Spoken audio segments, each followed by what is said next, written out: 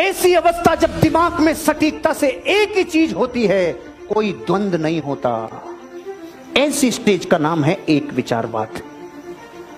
आपकी जिंदगी में रिलेट करके बताओ, अगर आप इस बिजनेस में कामयाब हो रहे हो, इस इंडस्ट्री में बहुत आगे बढ़ना चाहते हो, और आपकी डायमंड एंड अबव लीडर्स को अपनी जिंदगी में आप ये ध्यान रखना, जब अपनी लाइफ में आप अपने प्राण किसी एक जगह लगाते हो तो कामयाबी मिलती है, और जिनका ध्यान चारों तरफ रहता है, द्वंद्व में रहते हैं, दुनिया उनके ऊपर हंसती है।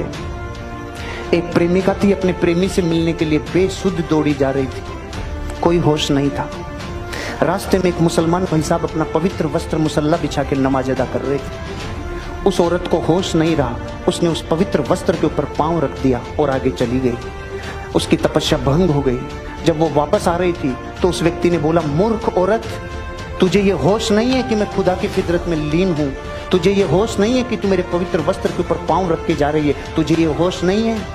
वो औरत सहम गई, उसने क्षमा मांगना चालू किया, आंखों में आंसू आ गए और सहमी आवाज में हाथ जोड़ के माफी मांगते हुए बोली, मुझे माफ कर देना भाई साहब, मुझसे बहुत बड़ा पाप हो गया, मुझसे बहुत बड़ी भूल हो गई। लेकिन मेरे मन में प्रश्न ये चल रहा है, मैं सांसारिक प्रेम के बंधन में बंधित थी, मुझे नहीं पता चला तेरे मुसल्ले पे पांव रख दिया। तू अल्लाह के प्यार में मस्त था, तुझे कैसे पता चला मैंने तेरे मुसल्ले पे पांव रख दिया? जिनकी जिंदगी में चारों तरफ करने की इच्छा होती है ना, ये भी वो मरता है।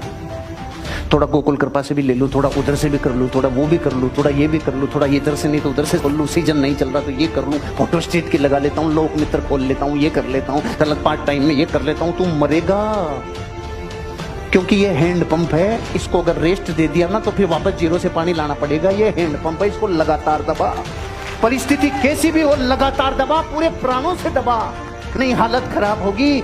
एक टाइम पे जब सटीकता से दिमाग एक ही अवस्था, एक आदमी ने अपराध कर दिया तो बादशाह ने उसको सजा दी, उसको ऑप्शन दिए सजा में कि तेरे पास दो ऑप्शन हैं, या तो 100 प्याज खा ले या 100 कोड़े खा ले।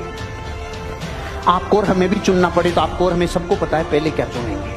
उसने भी वही चुना, भाई प्याज ही खा लूंगा साहब, मेरी कोड़े की हालत नहीं है।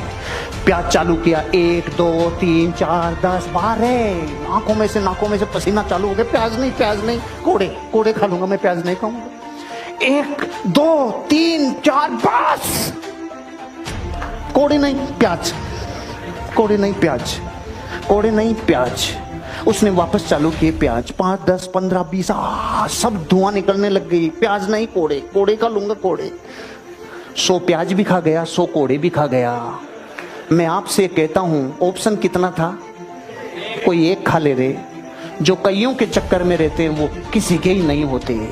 एक लाइन करोड़ों अरबों रुपए की बोल रहा हूं, दोबारा सुन लेना। जो सबके होते हैं ना वो किसी के नहीं होते, जो सबके होते हैं ना वो किसी के नहीं होते, और जो किसी एक का होता है वो सबका कभी नहीं होता। इसलिए अपनी जिंदगी एक जगह, एक अवस्था, एक जगह अपने ध्यान पूरी सटीकता से दोगे, अक्रेशिया मिट गई, महाभाग्य जन्म ले गया। अब अपनी ताकत पूरी इस बात पे लगा दो, मुझे मेरी जिंदगी में इसी जगह कामयाबी लेनी है, और अपने प्राणों से इस संगठन को भी और अपने आप को भी ऊंचा देके जाना है और जिंदगी आगे बढ़ानी है। अक्सर आदमी में एक वो आ जाता है, हम हैं तब कंपनी है, हम कर रहे हैं तब हो रहा है। जीवन में कभी अपने आप को सेकंड से बड़ा मत मानना, क्योंकि ये बीमारी अलग है, ये अगले सेशन में लूंगा कभी। ये बीमारी, इसका भी डिसेक्शन रूस के वैज्ञानिक ने किया था। जब थोड़ी थोड़ी लीडरशिप आने लगती है ना तो लगता है जैसे हमारी वजह से काम हो रहा है।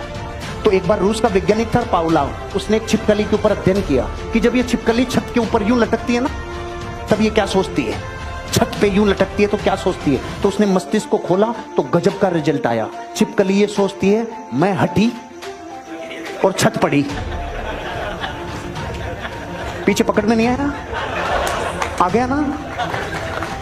और ये अवस्था जरूर आती है कामयाबी के रास्ते में, ये अहंकार जरूर आता है। मैं तो ऑक्सीजन इसलिए लेता हूं, मैं नहीं लूंगा तो बेचारी ऑक्सीजन का क्या होगा। और ऑक्सीजन कह रही है मुझे तू नहीं लेगा तो मेरा क्या होगा, ये तो मुझे पता है, लेकिन मुझे नहीं लेने से तेरा क्या होगा कालिया, ये तुझे पता नहीं है। कोई द्वंद्व नहीं चाहिए, कोई भ्रम नहीं चाहिए भैया। जिंदगी में ध्यान रखना, ऑर्गेनाइजेशन से बड़ा कोई नहीं है। आपके डायरेक्टर्स को ये बात पता है, मैंने मेरी जिंदगी में कभी भी किसी काम को किया तो पूरे प्राणों से समर्पित होकर किया।